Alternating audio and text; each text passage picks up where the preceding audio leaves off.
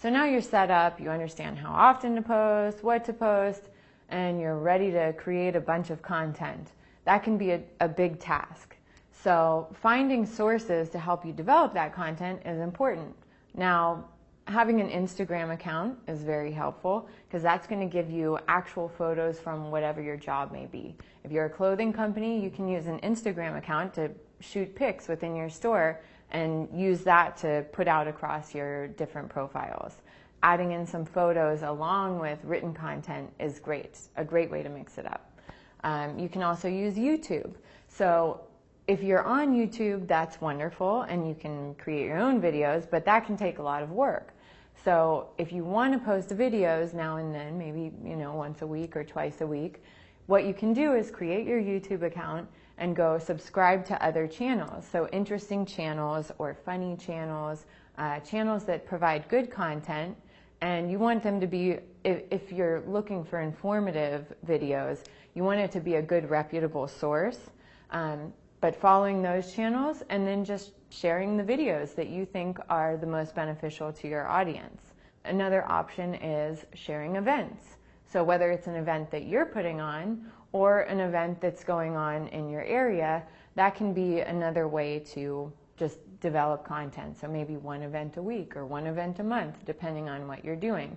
Another nice thing about sharing an event, if it's not an event that you're putting on, when you're sharing it on Twitter or you're sharing it on Facebook, you can tag that business or that location in the post, and they're going to see that they were tagged. They might share it on their own outlet, giving you more exposure, and it starts to develop a relationship with other people or businesses in your community. Another really easy one that I like, and it's kind of a go-to for us for just about any industry, is quotes.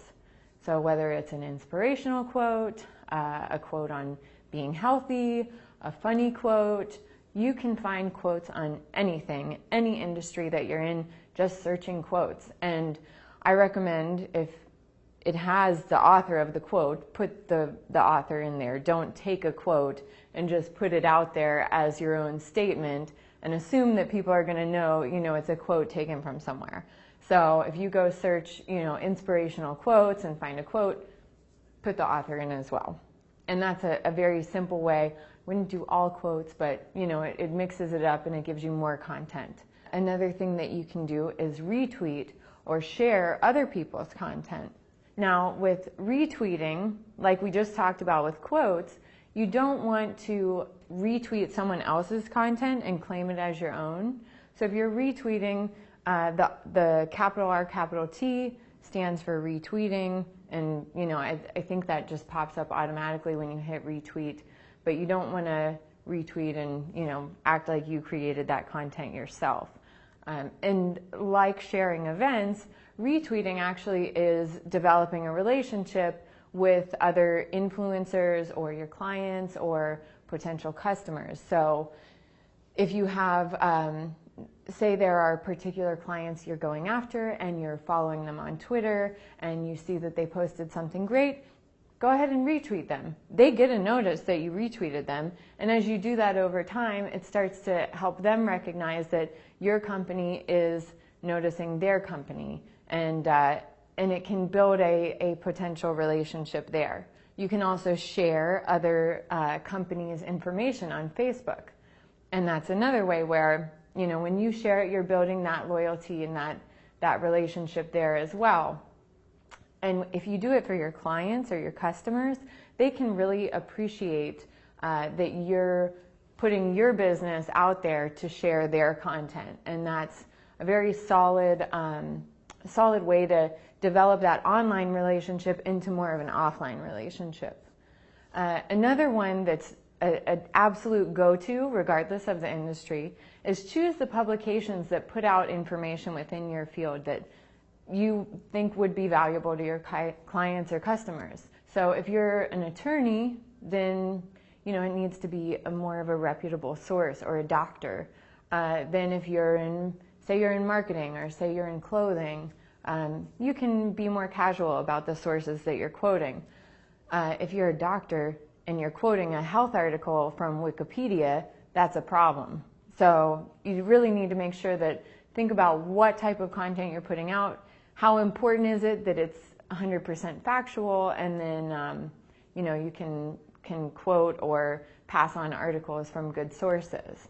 And a way to do this so that it's just coming to you and you're not really even searching that much is signing up for different publications online, whether it's a blog or a newsletter, whatever it may be. For example, I get the LA Times, I get the Wall Street Journal, I get NPR's most commonly shared articles, all come right to my email box. So I don't have to go out looking for them. They're coming to me, and when I find an article that I think is interesting, I have a folder within my email box where I save content. It's called content. And if I find something I like, I stick it in there. I don't even have to think about it. I don't have to do anything right now with it. When later I'm ready to go ahead and build content, all I have to do is open up that folder and I can just go right through all these publications that I've signed up for and pick the things that I want to share. And as I mentioned earlier, it's also important to check out the competition. Some of them are going to be doing it really well, and some of them are going to be doing it really poorly. So when you log in and see that one of your competitors has no comments, has no likes, maybe they have 1 or 2 likes on their post and they're posting all the time, look at what they're doing and don't do it. Then check out competition who's having success and take a look at how often are they posting, what time of day are they posting, what type of content are they posting, do they post at the same time every day, are they posting similar stuff all the time, humorous stuff, informative stuff. Take a look at what's getting shared, what's getting commented on, and then start to follow that model in what content you're creating. So those are a few ways that you can work on developing a lot of really great content without too much effort.